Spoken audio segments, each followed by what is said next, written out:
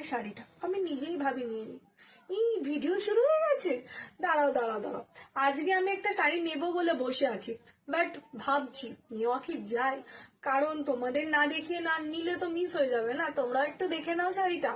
পুরো শাড়িটা থাকছে একটা সুন্দর ব্ল্যাক কালারের ওপরে জাল কাটবি।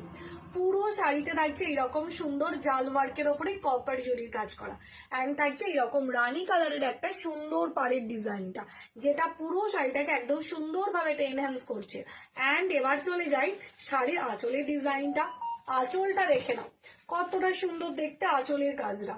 পুরো আঁচলটা থাকছে এরকম সুন্দর একদম জাল ওয়ার্কের ওপরে ডিজাইনটা করা। অ্যান্ড দিস ইজ শাড়িটা টোটাল ব্লাউজ পিস। একদম অপূর্ব দেখতে শাড়িটা, ব্ল্যাকের সাথে পিঙ্ক কালার, যেটা সবসময় খুব ইউনিক একটা সুন্দর লাগে।